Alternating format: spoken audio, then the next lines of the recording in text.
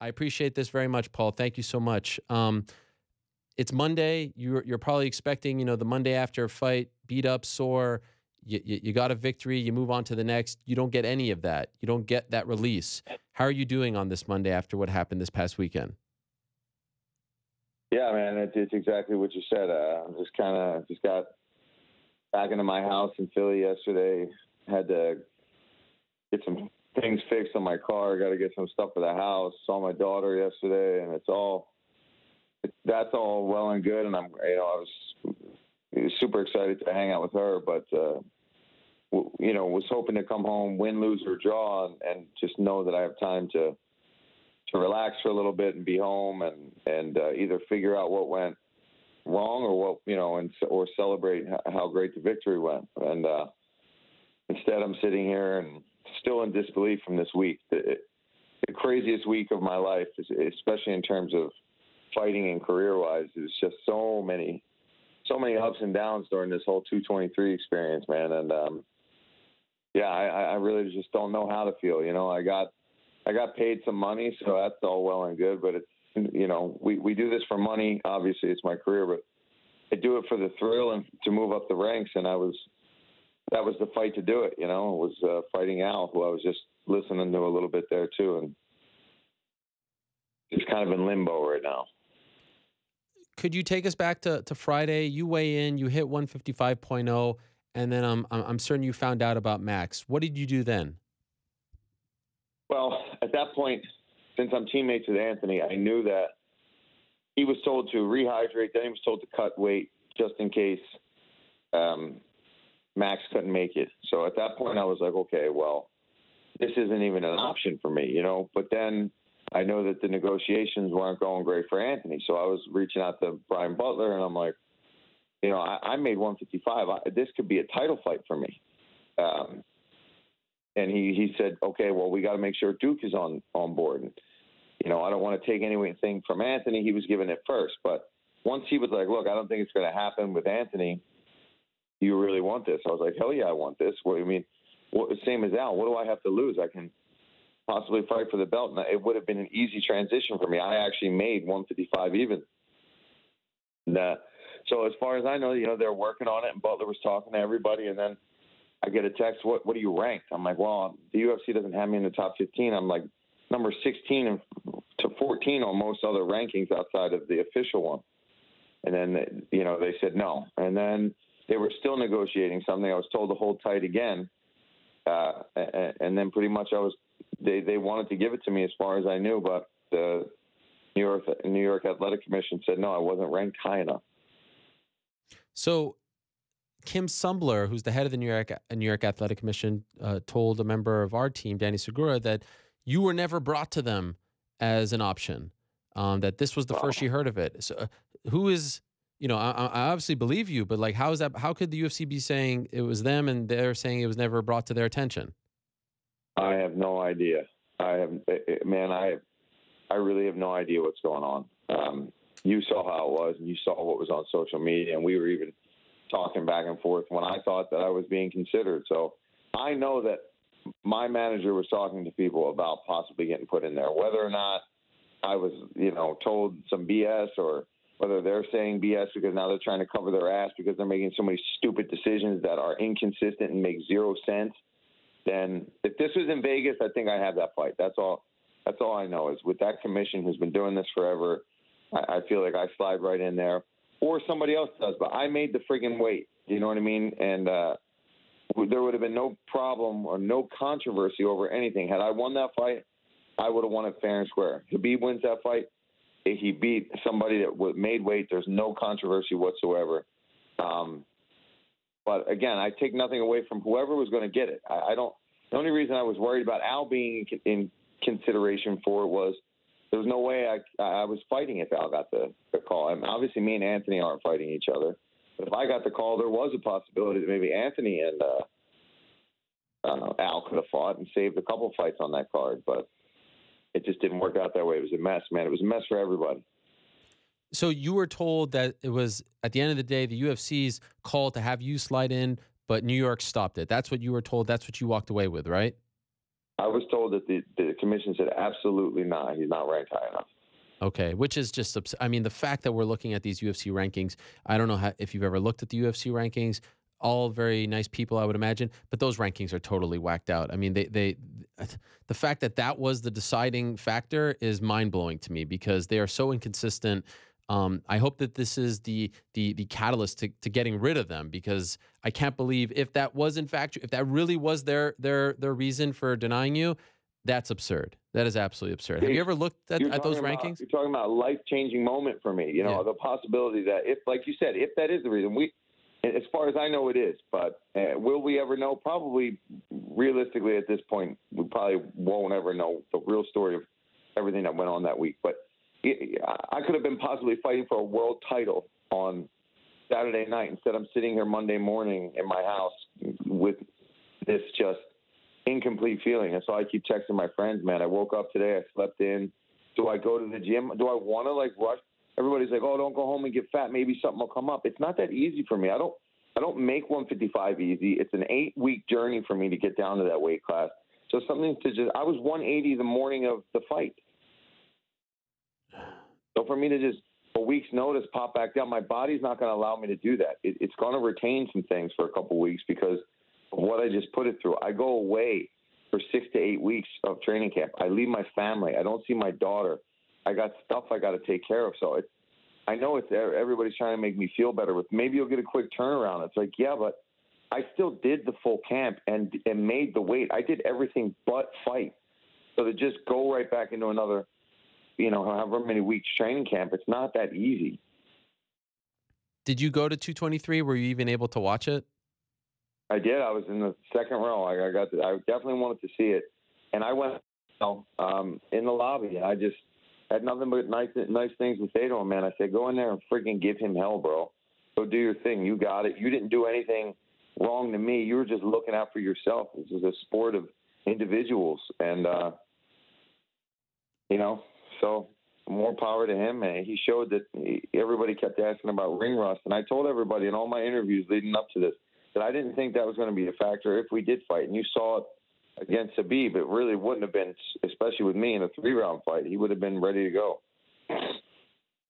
And so, I mean, I was just going to ask you, even after, while listening to Al, you don't hold any ill will towards him. You feel like you would have done the same. Obviously him coming into the fight takes away your opportunity, but you get it, right? Yeah, of course I get it. I mean, it's an opportunity to headline, an event in his home state, in his home city. So, of course, I knew as soon as it all went down with Max, I knew all of us. I knew me, Anthony, and him, and obviously Chiesa couldn't because of the cut and didn't even weigh in. But I knew the guys that made weight were at least going to try to rally and try to get that fight. I mean, why not? My whole thing, the way I was looking at it too, is what do I have to lose? What's the worst that's going to happen to me is, I lose to supposedly the best guy in the division. But what I took from both those guys in that fight is, if I'm prepared for anybody, man, I'd have given them hell, both of those guys, on Saturday night. I can tell you that. I feel like I know the answer to this question, but I'll ask it anyway. You just alluded to the fact that you and Anthony are teammates, so you're not going to fight. Did they even ask you if you would fight Anthony, given the fact that you were both left without an opponent? No, I think that pretty much just got stopped, even if it was ever asked by management and coaches, because not only are me and Anthony teammates, but especially throughout this camp, we became really tight, and we're not from some mega camp where maybe we don't see each other every day. Maybe we're not actually training partners, but we're part of the same school. No, we're on the mat 3 or 4 times a day together in the same training sessions, hanging out, cutting weight together, doing everything together. So it would have just been the weirdest experience of my life if I had to get in there and split coaches up, and it would have been a mess. What did you think of the fight itself? How Al fought, and of course how Khabib fought? I thought it was interesting that finally somebody was able to kind of back up Khabib a little bit, and you saw him struggle to get some of those takedowns because of that. I mean, obviously once he got top control, he's a freak there. He beats you up, he transitions well, but I thought for taking the fight on a night's notice and training for a guy like me who is definitely not going to fight you like Khabib is going to fight you, I thought Al did a pretty damn good job on short notice. And the unfortunate problem with Khabib is you got to worry so much about the takedowns that's why he was able to land so many of those jabs, I think, is because Al's got to stay in front of him and pressure forward no matter what, because you can't, the second you back up, you're probably going to get taken down. So I thought on short notice he did a damn good job of moving him backwards and stuffing some of those shots. Knowing the kind of competitor that you are, I'm assuming you left the Barclays Center on Saturday thinking if that was me in there, I would have done it. I would have shocked the world, right? Yeah, I really did. I feel like if I had landed some of those shots, I could. And I feel like with the way I use my elbows when he closes that distance, that's all we talked about. We actually started even game planning a little bit just in case it happened up in my hotel room when I was rehydrating. And that's all we said. No kicks. Don't even worry about knees. Is just try to stuff him with short shots on the inside. And any chance we get, hit that son of a bitch with an elbow. From an emotional and mental point of view, like that 2-hour stretch where it goes from Anthony to you to Al, and then you're left opponentless, and you find out you're not, going to the ceremonial weigh-ins, you're not a part of this card anymore. What was that like? It was it didn't seem real. I was eating my first real meal, and we were wondering what was going to happen.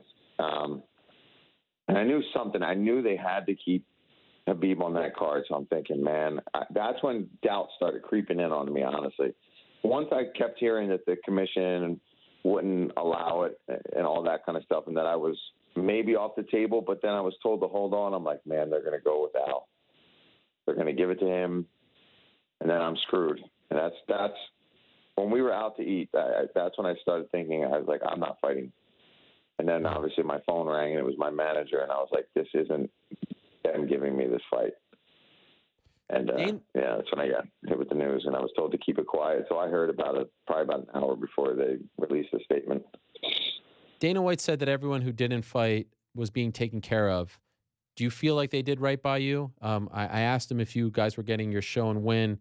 He said, not the win, we're not that rich, which of course led to many, many comments. Do you feel like they did right given the circ? Of course, they didn't want this. They didn't plan for, like, this was not what they wanted. No. We all know that. But do you feel at the end of the day you were taken care of? Yeah. I think, they did what they could. And, Sean Shelby personally came up to me and I had a conversation with him and, asked what I wanted. And, he told me that he was one of the guys that told me to kind of stay ready. And obviously that's easier said than done for someone that just did everything for a fight except fight. So I'm taking these next couple of days to get my life back in order here in Philly, but I've got teammates here. I'm going to start training at some point this week and just keep running and try to keep the weight down. But I got a lot of commentary gigs and things coming up too, and I don't know what to do. I want to headline a fight. That's if they can make it up to me, and the one thing they can do is try to find somebody that wants to dance 5 rounds with me is really all I want. I want to. I gained a lot more press and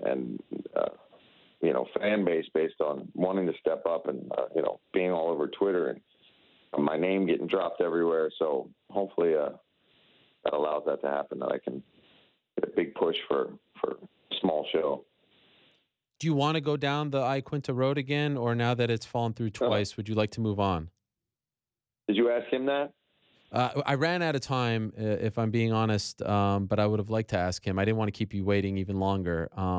But I would love to ask you. I don't know, honestly. I'm not sure what you're going to say because here you go. I got an idea. Why don't we book Khabib and Tony? Yeah, me and Al on the card, and then none of us can fight on the same exact night. Yeah, and then I feel like there's another one. Is there? Carlos Condit and Matt Brown. All the curse fights. Yeah. Just put them all together. All 3 of those fights. That'll be the main card. So does that mean you want to move on for now? For now, I guess, yeah, because I don't want to wait too long. And sure, that's the Al took some shots, and who knows when he'll be wanting to get back in there. Obviously, I still still want to know. I want to know who's going to win that fight. I want to test myself, but shit, to say that I'm chomping at the bit or calling up Sean to get that match made. Would I take it? Yeah, of course, but we'll see what else is on the table. I know you weren't maybe these sons of bitches can rank me when these new rankings come out, so we don't have to deal with this ever again. Yeah, that would be a nice start. I know you were on the other bus, but I know the other bus was able to see what was going on. Oh yeah. Okay, what did you see, and what is going through your mind as you're seeing this all unfold on Thursday after media day? Man, I couldn't believe it. I was like, what is this dude doing? What is he on? What's going through his mind? You have everything going on in the world, and this is how you. I mean, I don't know. I couldn't believe it. At first, I thought it was some of the Khabib's guys, but then I'm like, wait, that's Khabib's bust. And I realized it was all the Irish guys, and I'm like, oh. Then I saw Connor. I'm like, oh my God, that's Connor running around in the wherever we were down there in the Barclays Center. I couldn't believe it. I really couldn't. I was waiting for somebody to pull out a serious weapon and somebody start getting, if that was depending on who you're messing with, man, you don't know what these guys are bringing with them. And so it was scary. I really felt for the UFC staff. I saw some of them getting tossed around and thrown around by some of Connor's guys that are like in their 50s too, man, not like young guys that are out there. And, they're not like fist fighting. You're just making a scene, throwing shit at a bus. It was just stupid. Was it hard to go back to the hotel and start cutting weight? I mean, all this is a moot point now, but were you able to put it behind you? Yeah, I mean, it was the beginning of just the whole weird experience for 223. That with Max stepping in, okay, that was kind of like, wow, I thought it was an April Fool's joke, but it was cool because obviously I know Max pretty well, and we have the same management, so I was like, cool, we're all on the card together. It was me, Max, and Felice, kind of just like Detroit. So if we had Detroit where all three of us won, we had a great night, and then look at 223, Felice takes a tough loss, Max doesn't fight, I don't fight. So it's just, that was the beginning of the chaos. Paul, I can't thank you enough. I'm really sorry how all this turned out. I remember vividly thinking on Thursday, seeing you at media day, like, wow, you look to be in great shape, like on point mentally, all that. We talked about Philly enjoying, this amazing run of, sporting achievements, and was really looking forward. It was the people's main event. We were really looking forward to it. So I hope that they do right by you and you're able to get on a card as soon as possible, whenever your schedule permits. And thanks for coming on and talking about this all. I'm sure it's not a topic you love discussing, but we really appreciate it. Hey man, no, it's always great. Thanks for having me on. And hopefully something comes up soon-ish. I'm healthy and ready to get back in there, but I just got to take the week and kind of get everything settled. Thank you, Paul. All the best to you. We'll talk soon. All right. Thanks, buddy.